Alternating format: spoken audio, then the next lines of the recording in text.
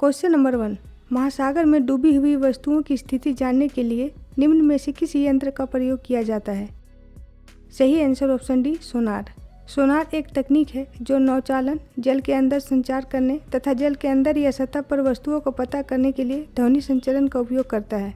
अंग्रेजी का सोनार शब्द मूलतः साउंड नेविगेशन एंड रेंजिंग का संक्षिप्त रूप है। इस यंत्र का आविष्कार पॉल लैंगविन ने किया था।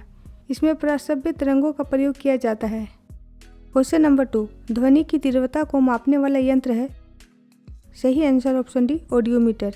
क्रोनोमीटर एक वैज्ञानिक उपकरण है जिसे जलयानों पर लगाया जाता है। इससे सही समय का पता लगता है। एनीमोमीटर के द्वारा पृथ्वी तल पर पवन के वेग को नापा जाता है। सटीक माप हर 10 मिनट में लिए गए मापों का औसत होता है। यह हवा के झोंकों की अधिकतम गति को तुरंत मापने की अनुमति देता है, इसलिए यह समुद्री गतिविधियों के लिए भी उपयुक्त है। ऑडियोफोन भी एक वैज्ञानिक उपकरण है जिसका उपयोग लोग सुनने में सहायता के लिए कान में लगाने के लिए करते हैं।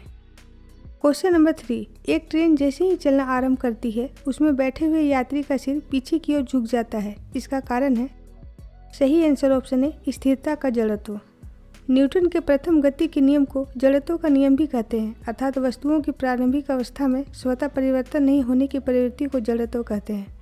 एक ट्रेन जैसे ही चलना प्रारंभ करती है उसमें बैठे हुए यात्री का सिर पीछे की ओर झुक जाता है, क्योंकि जड़त्व के नियमानुसार यात्री का निचला हिस्सा ट्रेन चलते ही गतिमान हो जाता है, परंतु ऊपरी हिस्सा स्थिर रहना चाहता है।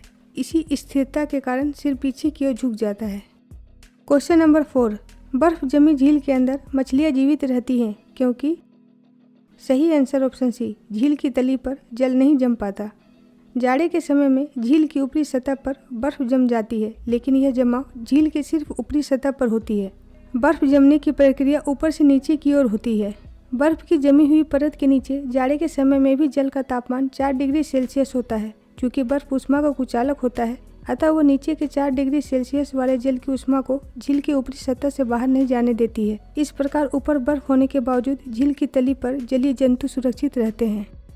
क्वेश्चन नंबर 5, सड़क पर चलने की अपेक्षा बर्फ पर चलना कठिन है क्योंकि? सही आंसर ऑप्शन डी, बर्फ में सड़क की अपेक्षा घर्षण कम होता है।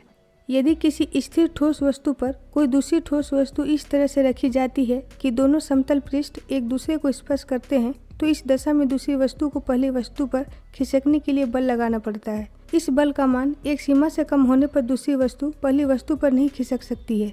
इस विरोधी बल को घर्षण कहते हैं। बर्फ में सड़क की अपेक्षा घर्षण कम होता है, जिसके कारण इस पर चलना कठिन होता है।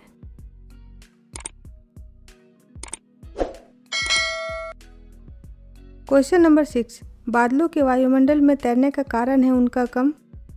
सही आंसर ऑप्शन डी, घनत्व। किसी पदार्थ की इकाई आयतन में निहित द्रव्यमान को उस पदार्थ का घनत्व कहते हैं। इसकी इकाई किलोग्राम प्रति घन मीटर होती है। पदार्थ के घनत्व को ज्ञात करने के लिए हम उस पदार्थ के द्रव्यमान को उस पदार्थ के आयतन से भाग दे देते हैं। वाष्पीकरण के कारण जलवाष्प का निर्माण होता है। जलवाष्प का घनत्व घटने के कारण यह हल्की होकर ऊपर उठती है और इसी से बादलों का निर्माण होता है।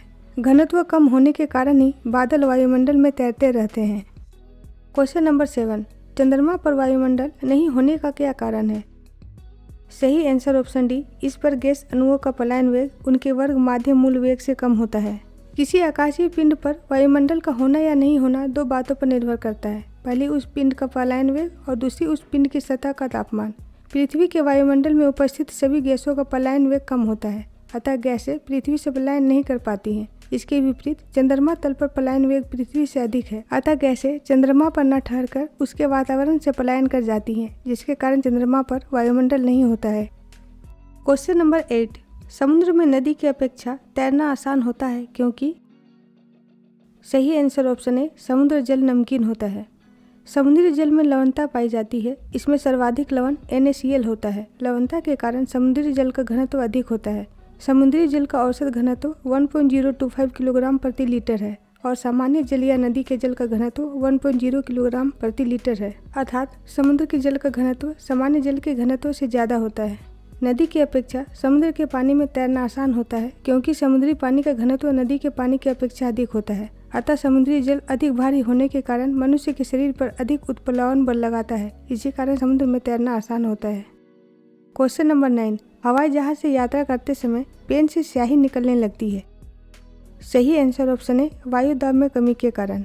पृथ्वी की सतह से जैसे जैसे हम ऊपर की तरफ बढ़ते हैं, हवा का दबाव कम होने लगता है। समुद्र तल से प्रति 110 मीटर की ऊंचाई पर जाने के बाद वायु दाब लगभग 1 सेंटीमीटर कम हो जाता है। हवाई जहाज से यात्रा के दौरान हमें पेन नहीं ले जाने दिया जाता या उसकी स्याही निकालने के लिए कहा जाता है, क्योंकि हवाई जहाज की ऊंचाई पर होने के समय वहाँ वायुदाब कम होता है, जबकि इसके विपरीत पेन के अंदर का वायुदाब अधिक हो जाता है। परिणाम स्वरूप पेन की स्याही उच्च दाब से निम्न दाब की ओर प्रवाह करने लगती है। क्वेश्चन नंबर 10, तेल जल के तल पर फैल जाता है क्योंकि? सही आंसर ऑप्शन डी, तेल का तल तनाव पानी से कम है। तेल के अणुओं की सघनता पानी के अणुओं की सघनता से कम होती है, अर्थात तेल का घनत्व पानी के घनत्व से कम होता है और तेल का पृष्ठ तनाव भी पानी के पृष्ठ तनाव की अपेक्षा कम होता है। जब तेल को पानी की सतह पर गिराया जाता है तो तेल का पृष्ठ तनाव कम होने के कारण वह जल के ऊपर फैल जाता है। इसके विपरीत अगर जल को तेल की सतह पर गिराया जाए तो जल तेल के ऊपर फैलता नहीं है, क्योंकि जल का घनत्व तेल से ज़्यादा होता है।